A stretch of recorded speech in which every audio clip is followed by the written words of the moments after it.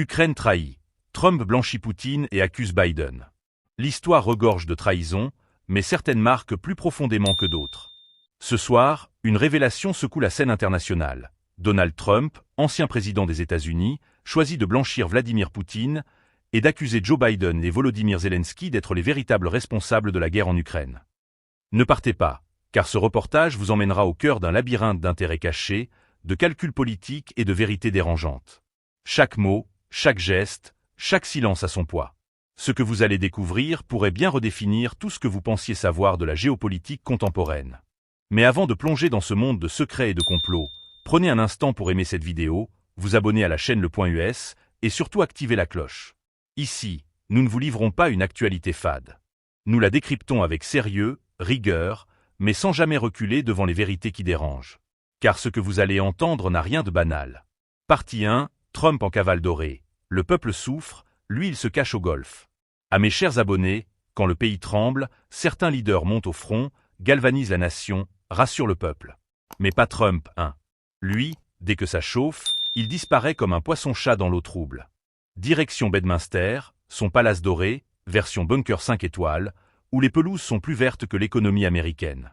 Pendant que les familles comptent les centimes au supermarché, Trump lui compte les trous. Pas ceux de la dette, non, mais ceux de son parcours de golf. Et ce n'est pas un secret, hein. Tout le monde le sait. Au lieu de regarder la nation droit dans les yeux, il préfère regarder ses balles blanches rouler comme si elles portaient l'avenir de l'Amérique.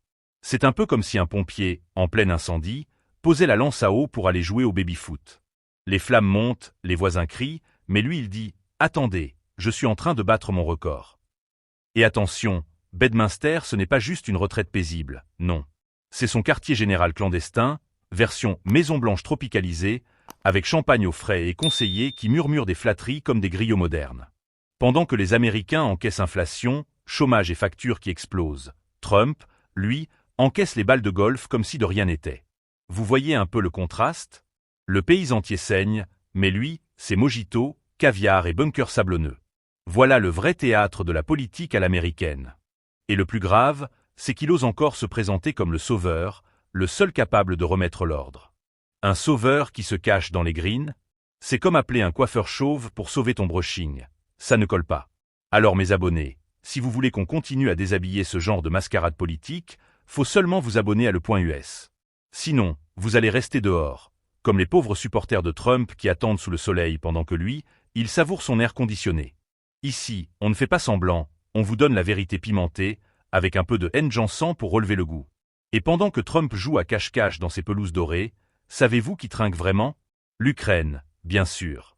Car pendant que l'ancien président se détend, ces mots, résonnent comme une trahison mondiale. Partie 2, Ukraine trahit, le grand retournement narratif. Mes chers abonnés, asseyez-vous bien, parce que ce qui suit dépasse même les films nigérians avec leurs 48 épisodes pour une seule histoire d'amour. Trump a trouvé la formule magique, transformer la victime en coupable et le coupable en héros. Oui, dans sa bouche, Poutine devient le pauvre incompris, presque un ange tombé du ciel, pendant que Biden et Zelensky sont repeints comme les pyromanes de la guerre. Imaginez un peu la scène. Une maison prend feu, le voisin arrive avec de l'essence et des allumettes à la main, mais Trump vous explique calmement que non, non, non. Le vrai criminel, c'est le propriétaire qui a osé appeler les pompiers. Voilà le cinéma qu'il sert aux foules. Et bizarrement, certains applaudissent encore, comme si on leur avait distribué du popcorn gratuit. Ce retournement, mes chers, c'est d'une capon pure et dure. Trump raconte l'histoire comme un conteur du village, mais version américaine. Chaque mot tordu, chaque phrase arrangée, juste pour que son héros Poutine ressorte propre comme un bébé sorti de la douche. Et quand il dit « Biden est le vrai fauteur de guerre », on croirait un pasteur charismatique qui transforme l'eau de la rivière en jus d'ananas. Le public ouvre la bouche, boit et croit. Mais attention hein. Derrière ce théâtre se cache une logique bien huilée, déstabiliser, embrouiller, semer le doute. Car plus les gens doutent, plus Trump s'installe comme l'homme qui a tout compris. Et dans sa stratégie, trahir l'Ukraine, c'est rien. Ce n'est qu'un pion sacrifié pour nourrir son récit, pour que lui seul brille comme le sauveur de l'Amérique et le messie des relations internationales. Ah, mes chers, c'est ça même le vrai danger.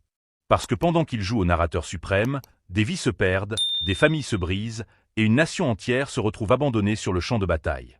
Et lui, tranquillement, il s'érige en juge, avocat et procureur. C'est comme si un voleur attrapé la main dans le sac se mettait à accuser le propriétaire de la maison d'avoir laissé la porte ouverte. Non mais quel culot. Alors, si vous aussi vous voulez qu'on continue à dépouiller ces mensonges comme on dépiote un poisson braisé au carrefour, n'oubliez pas de vous abonner à le.us. Parce que sinon, vous allez rester là à écouter les versions sucrées que Trump distribue, et vous risquez de finir par croire que Poutine est en réalité un ange gardien tombé du ciel pour sauver l'humanité. Ici au.us, on ne mange pas ce genre de salade sans vinaigrette. On sert la vérité, pimentée, assaisonnée, avec un peu de satira à la camerounaise pour mieux digérer. Et pendant que Trump fabrique ses contes de faits géopolitiques, un autre scandale bouillonne déjà. Les milliards de dollars qui circulent, les deals sombres et les intérêts économiques cachés derrière ce théâtre. Partie 3. Le pipeline de la discorde, quand le pétrole russe devient monnaie d'amitié. Mes chers abonnés, asseyez-vous bien et serrez vos ceintures, parce que là on entre dans le chapitre où l'odeur du pétrole sent plus fort que le N-Jansan au marché central. Oui, c'est ici que les vraies affaires se font, sous la table, dans l'ombre, loin des caméras. Pendant que les Américains se chamaillent sur TikTok à propos du prix du pain, Trump et ses amis internationaux font des calculs sur des pipelines qui valent des montagnes d'or noir. Ah, l'or noir. Cette malédiction déguisée en bénédiction. Trump, malin comme un margouillat au soleil, sait très bien que le pétrole, c'est plus puissant qu'une armée. Et comme par hasard, qui se retrouve au milieu du banquet? Vladimir Poutine, bien sûr, avec ses barils qui coulent comme du vin de palme dans les veillées. Sauf que ce vin-là ne rend pas joyeux, non. Il rend dépendant, complice, silencieux. Trump, lui, joue le médiateur de pacotille. En public, il crie qu'il veut sauver l'Amérique. Mais derrière, il fait des clins d'œil discrets à ceux qui profitent des routes secrètes de l'énergie russe.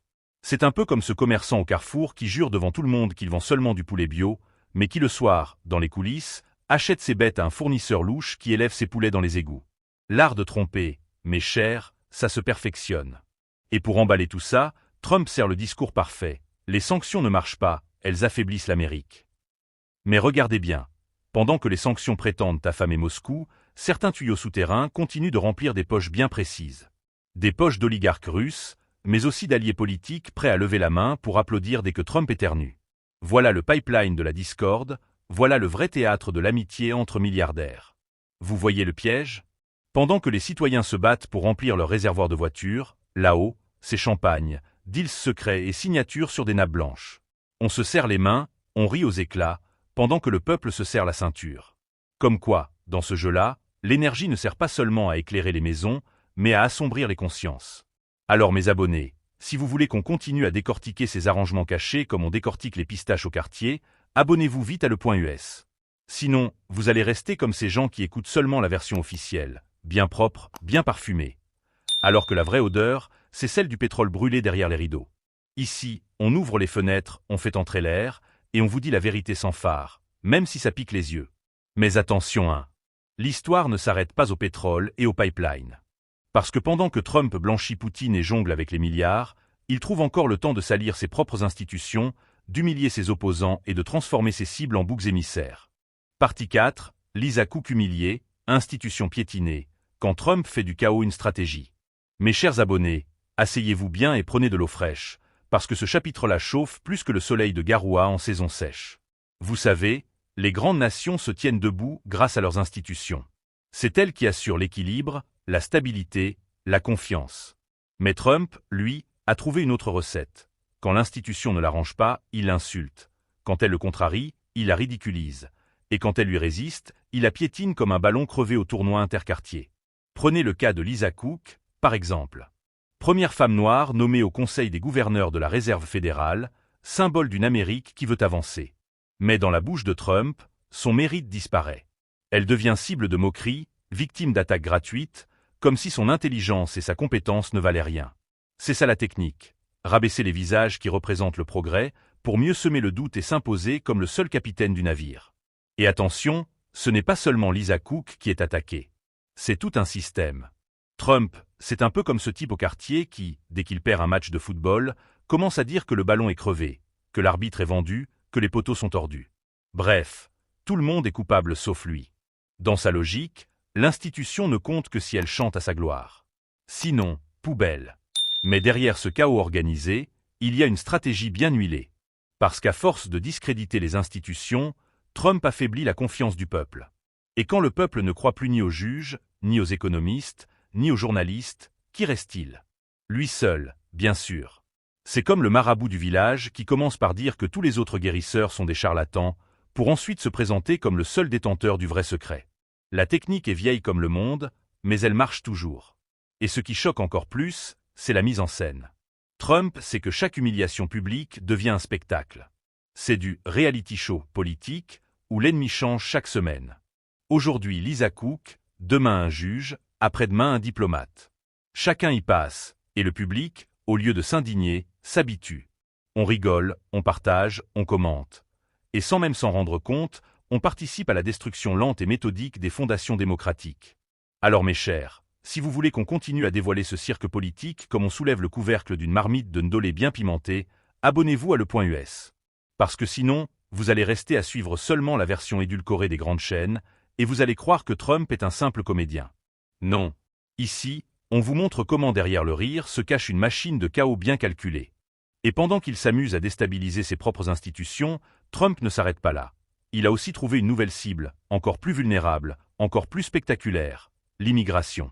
Partie 5, immigration raflée, diplomatie bafouée, quand Trump joue avec la peur des foules.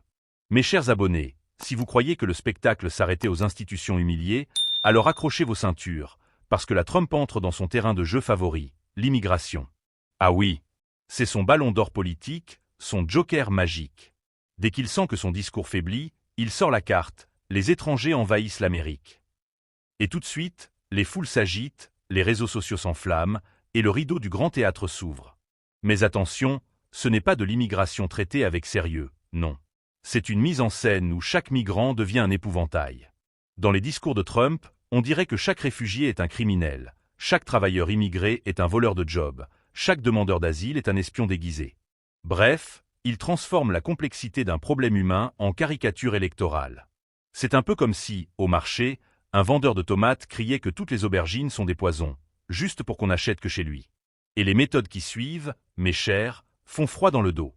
Rafles massives, déportations théâtrales, menaces à la frontière. On croirait un feuilleton mexicain, sauf que là, ce sont des vies réelles qui sont brisées.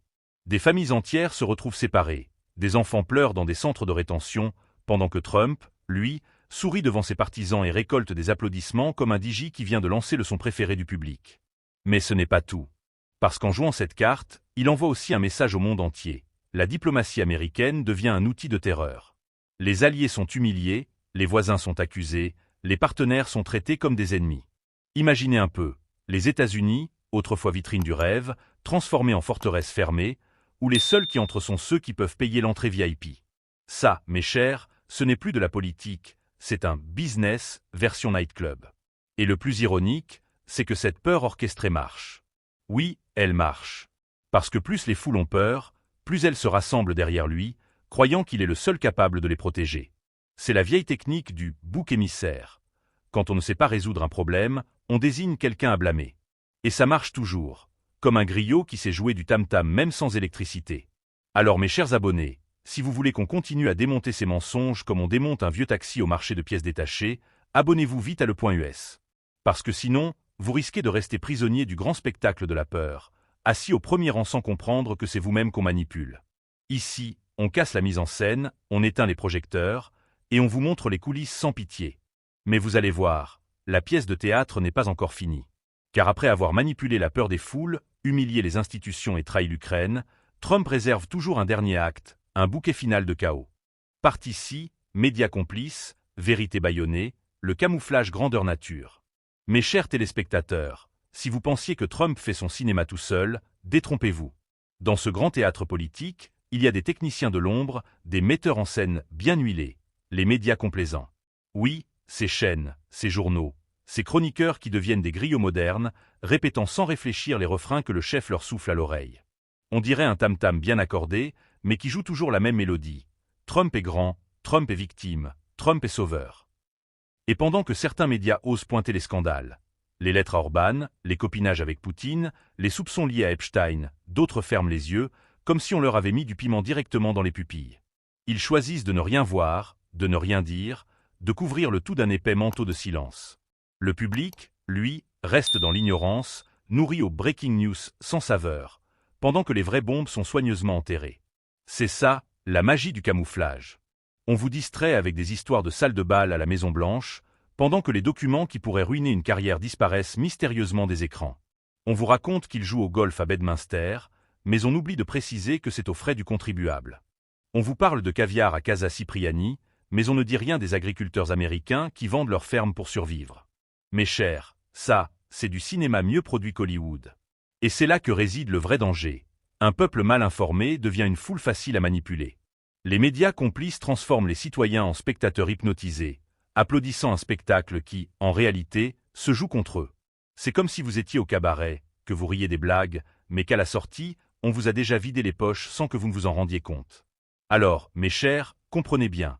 Ce n'est pas seulement Trump qu'il faut surveiller, mais aussi ses amplificateurs de mensonges. Car quand le micro est dans les mauvaises mains, ce ne sont plus des informations qu'on entend, mais une propagande bien huilée. Et pendant ce temps, l'Amérique glisse doucement, mais sûrement, vers un futur où la vérité devient un luxe réservé aux privilégiés. Voilà pourquoi je vous le dis avec insistance. Abonnez-vous à Le Point US. Ici, on n'est pas payé pour chanter les louanges de qui que ce soit. On ne mâche pas nos mots, et surtout, on ne ferme pas les yeux quand ça brûle. Si vous voulez continuer à percer les rideaux de fumée et voir ce qui se cache derrière les projecteurs, c'est ici que ça se passe. Ne laissez pas d'autres vous servir le mensonge bien emballé, venez chercher la vérité brute, même si elle pique comme le piment du MBAM. Et attention, restez bien accrochés, parce qu'après ce tour d'horizon du camouflage médiatique, il nous faut conclure. Et la conclusion, mes chers, c'est le bouquet final, là où on rassemble toutes les pièces du puzzle pour comprendre que ce théâtre n'est pas qu'un divertissement, c'est l'avenir même de l'Amérique qui se joue. Conclusion, le rideau tombe, mais le théâtre continue. Alors mes chers spectateurs, après tout ce que nous venons de décortiquer, une question vous brûle sûrement les lèvres. Est-ce encore de la politique, ou bien on assiste à une gigantesque télé-réalité made in USA? Parce que, comme disait un Américain lucide, politique is show business for ugly people. Et Trump, lui, a juste décidé d'être à la fois producteur, acteur principal et spectateur de son propre film. Mais derrière les blagues et les coups de théâtre, il y a une vérité qu'on ne peut pas balayer d'un revers de main. Le destin d'une nation, et même du monde entier, se joue sur cette scène. Si les projecteurs s'éteignent sur la vérité, alors la salle entière risque de sombrer dans l'obscurité. Question directe. Pensez-vous que les Américains voient clair dans ce spectacle, ou sont-ils déjà hypnotisés par les lumières et les slogans? Dites-le en commentaire. Je veux lire vos vérités. Et n'oublions pas une autre phrase venue des États-Unis. You can fool some of the people all of the time, and all of the people some of the time, but you cannot fool all of the people all of the time. Alors mes chers, Trump peut multiplier les shows, maquiller les scandales, s'offrir des standing ovations, mais tôt ou tard, le rideau tombera. La vraie question est, quand il tombera, est-ce que le public applaudira, ou bien ira-t-il ce qu'il aura découvert? C'est là où vous, spectateurs, entrez en jeu. Car ici, sur le Point US, nous ne venons pas pour applaudir aveuglément, ni pour chanter les louanges d'un camp ou d'un autre. Nous venons pour poser les vraies questions, gratter là où ça gratte, et rire là où d'autres voudraient qu'on pleure. Alors dites-moi franchement, selon vous, Trump est-il un stratège génial qui manipule les foules, ou juste un illusionniste en fin de carrière qui refuse de quitter la scène? Et si vous aimez ce franc-parler, si vous voulez d'autres analyses sans maquillage ni paillettes, abonnez-vous à la chaîne Le Point US. Ici, on ne fait pas du copier-coller des grandes télévisions, on fait du vrai, du satirique, du pimenté qui pique les yeux mais qui réveille l'esprit. Alors cliquez, abonnez-vous, partagez, et surtout, faites du bruit en commentaire, car c'est vous le vrai jury de ce grand théâtre politique. En attendant le prochain acte, souvenez-vous de cette vérité américaine, The show must go on. Mais avec Le Point US, au moins, vous verrez le spectacle sans les filtres.